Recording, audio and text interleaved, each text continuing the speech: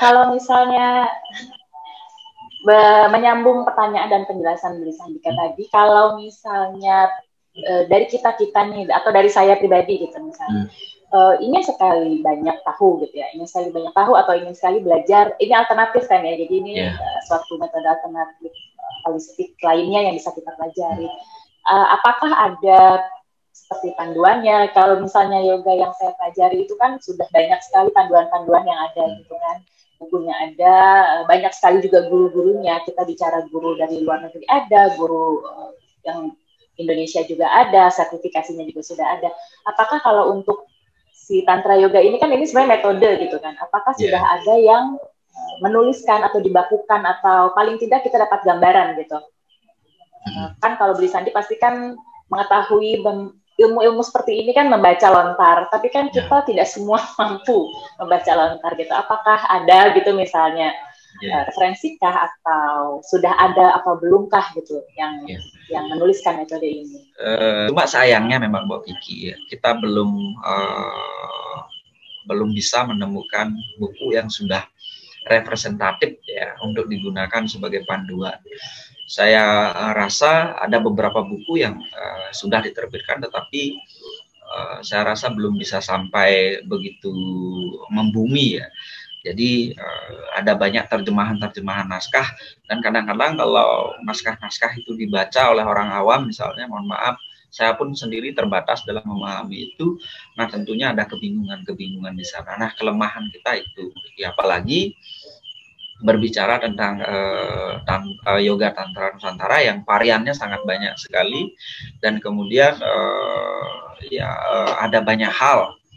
Nah kecenderungannya kenapa sampai demikian itu adalah kebanyakan dari kita masyarakat Nusantara dan Bali sendiri masih memegang prinsip yang disebut dengan Ayuwo Were itu. Jadi ajaran ini rahasia, jangan disebarluaskan. Nanti kalau disebarluaskan akan begini.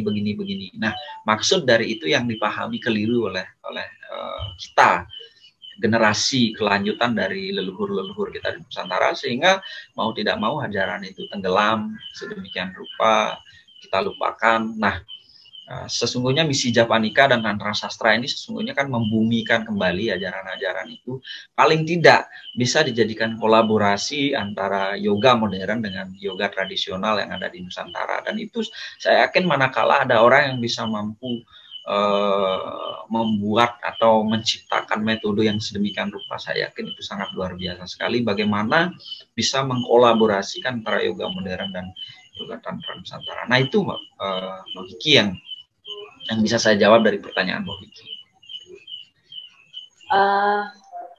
Beli Sandika ini sambil jalan kebetulan pertanyaan-pertanyaan mulai masuk, jadi aku sambil silakan tahan pertanyaan-pertanyaan dariku karena mungkin juga banyak yang penasaran.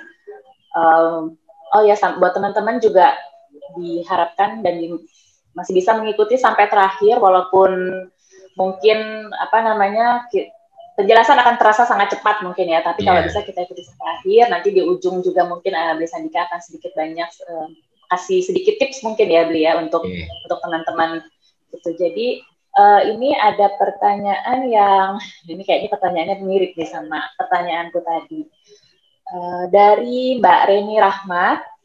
Salam Rahayu, bagaimana langkah awal yang dilakukan agar kita bisa terkoneksi atau mempelajari Tantra lebih lanjut? Oke, terus aku sambil pilih-pilihin ya. Oke, yang kedua, 3 dulu ya, Beli ya, biar nggak bingung ya. 3. Yang kedua, Tantra Yoga Nusantara dengan Viana Bhairawa Tantra, apakah ada hubungannya? Jika ada, sejauh mana hubungannya?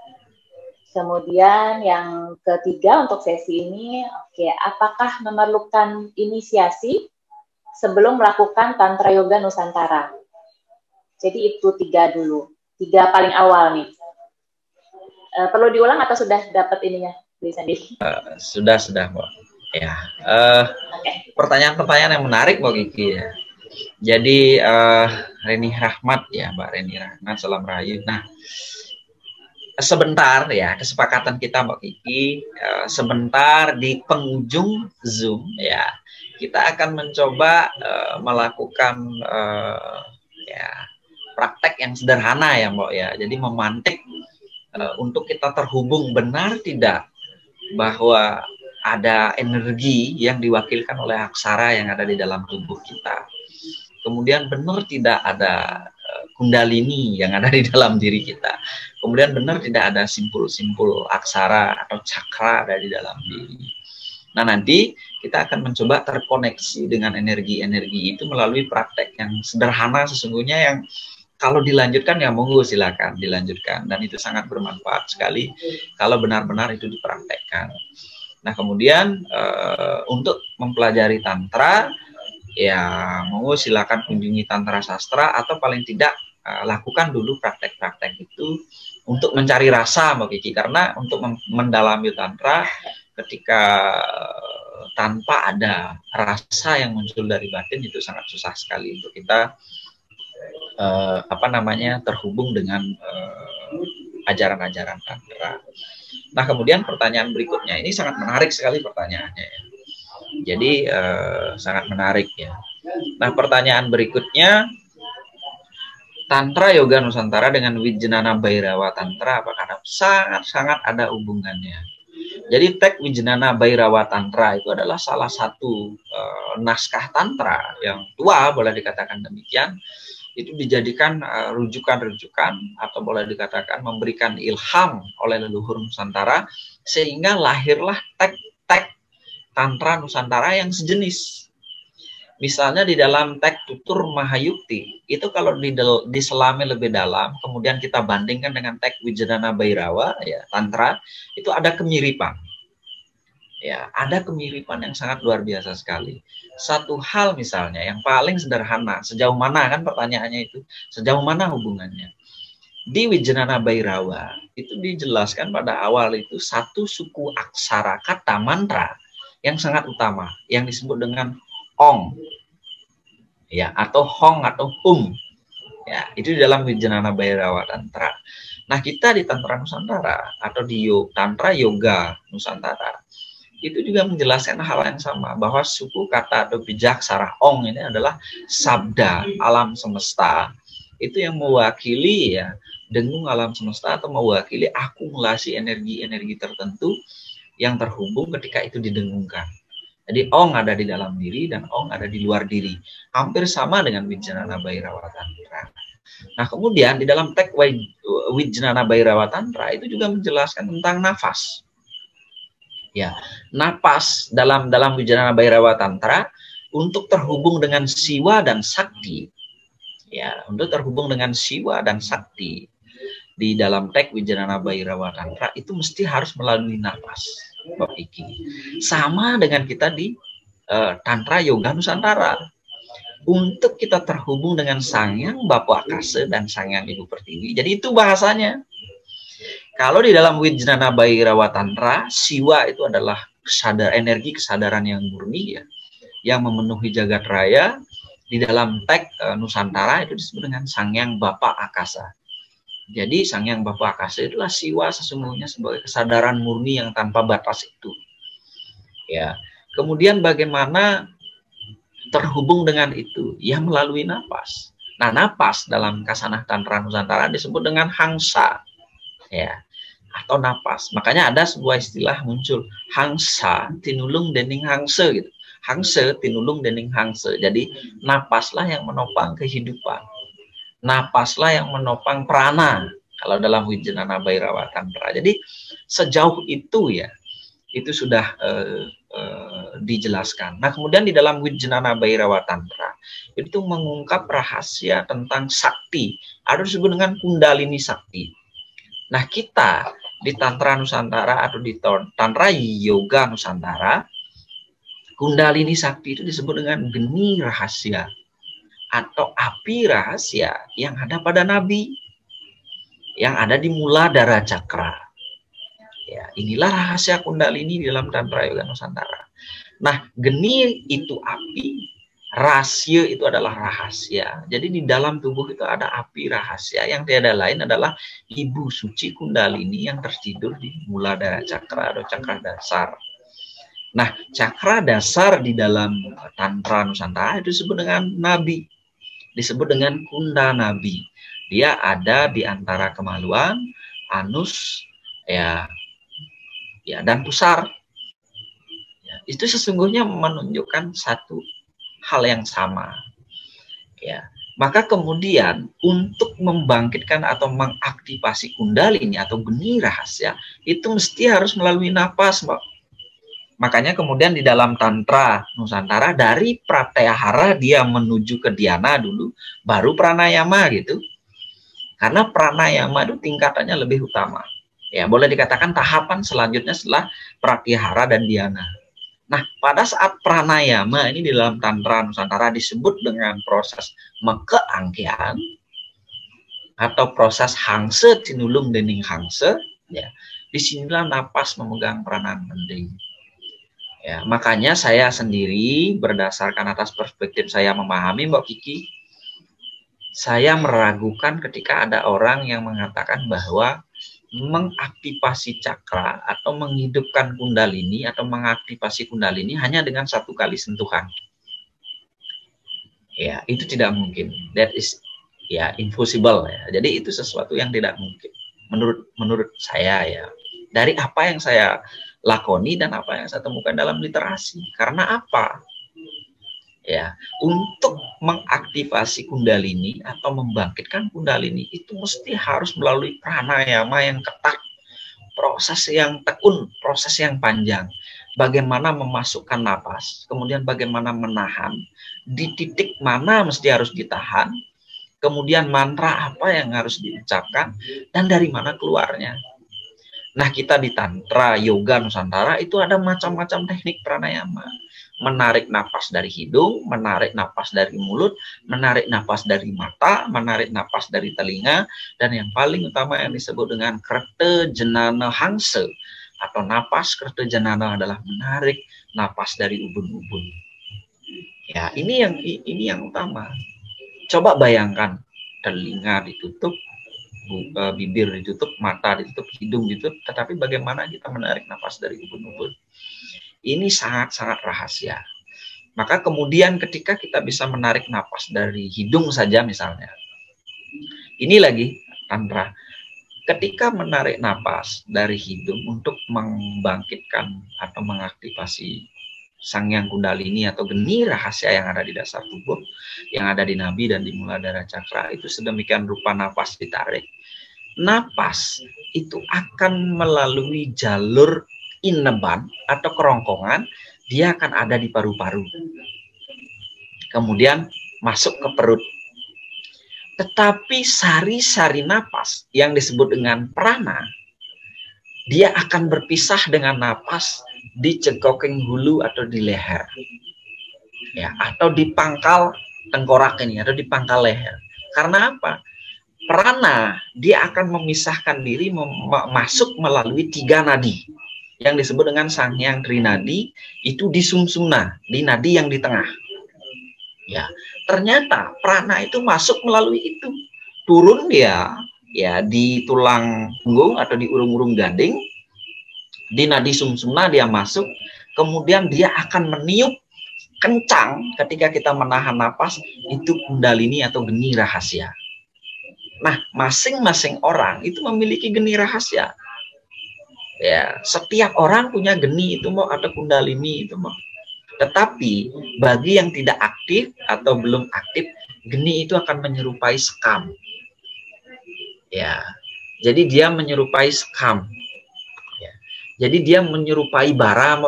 Nah, maka ketika kita melakukan pranayama menarik nafas, napas itu dia akan masuk ke kerongkongan, kemudian paru-paru dan perut. Dia ada di pusar, nanti terhubung, dia terkunci dia di pusar. Tetapi sari-sari napas berupa prana, dia terpisah di pangkal leher, kemudian dia memasuki sumsumna. Nah, prana inilah yang akan meniup kencang. Semakin lama kita bisa menahan napas, maka semakin kencanglah tiupan ini ke geni rahasia atau ibu kundalini. Bara yang masih begini itu ditiup dengan prana, maka bara itu akan menyala. Proses menyalanya ini dan meniupkan itu butuh waktu. Tidak hanya bisa sekali sentuh itu langsung aktif. Apalagi ada labelnya, sekali sentuh bayar sekian, 2 kali sentuh bayar sekian, apalagi ada label begitu. Kalau seandainya begitu bisa, ya semua akan bangkit kundalininya. Itu akan mudah kita melakukan kundalini kita bangkit. Nah, ini memerlukan laku. Ya, dalam dunia Tantra Yoga Nusantara, segala sesuatunya membutuhkan proses dan laku tertentu. Ya, ini yang mesti harus kita pegang. Jangan kita mudah sekali, kadang-kadang produk-produk spiritual dijadikan komersialisasi, sehingga diarahkan kita untuk percaya dengan hal itu. Ya, semua itu kembali ke dalam diri. Tatkala mana kita bisa melatih dengan ketekunan dan tahu petanya dengan baik. Nah, itu. Nah, dalam Wijnana Bhairawa Tantra, kembali pertanyaan tadi, itu juga ada hal-hal yang prinsip dan jauh daripada itu yang ada. Nah, kemudian bagaimana pertanyaan berikutnya, apakah perlu inisiasi? Nah, ini lagi, Mbak. Banyak orang mengabaikan proses inisiasi ketika mendalami Tantra. Bahkan ada yang mengatakan Tantra bukan ritual, Tantra tidak perlu inisiasi. Saya punya pemikiran begini, sesuatu itu tidak dapat dikatakan Tantra tanpa melalui proses abhiseka atau proses inisiasi oleh seorang guru Tantra atau oleh seorang yang dinyatakan guru, atau paling tidak ia menekuni aguron-guruan atau didasarkan atas garis perguruan atau ada sanad keilmuan yang jelas. Kenapa proses inisiasi itu penting? Ya, ini dijelaskan sangat menarik di dalam teks Usadesari, di mana di sana ada sebuah cerita seorang guru Tantra yang bernama Buddha Kecapi, Tantra Yoga. Dia punya murid berdua bernama Kalimusada dan Kalimusadi. Ketika Kalimusada dan Kalimusadi ini hendak berguru pada Buddha Kecapi, jadi dia mesti harus melakukan proses inisiasi. Karena apa? Ketika dalam proses abhiseka dan inisiasi, seorang guru ini bisa membuka simpul-simpul aksara atau cakra-cakra tertentu agar pengetahuan atau saripati pengetahuan ilmu itu bisa diterima dengan baik dan meminimalisir resiko salah arah ketika orang belajar Tantra. Terutama ketika orang belajar Tantra memiliki aspek yang dinamakan Siddhi, Sakti, Kawisesan itu, ketika orang punya itu, kadang-kadang keegoannya muncul. Ya, tahu dirinya sakti, tahu dirinya hebat, tahu dirinya siddhi. Lupa pada prinsip yang mendasar dari Tantra Yoga Nusantara itu adalah mencapai yang namanya kemanunggalan diri dengan sangkan Paranindumadi itu. Maka seorang guru memegang peranan penting mengarahkan ini agar bisa melampaui semua itu. Dan berkat seorang guru, itu akan mudah si murid itu menerima pengetahuan itu dengan baik. Tidak hanya Buddha Kecapi, Mbak.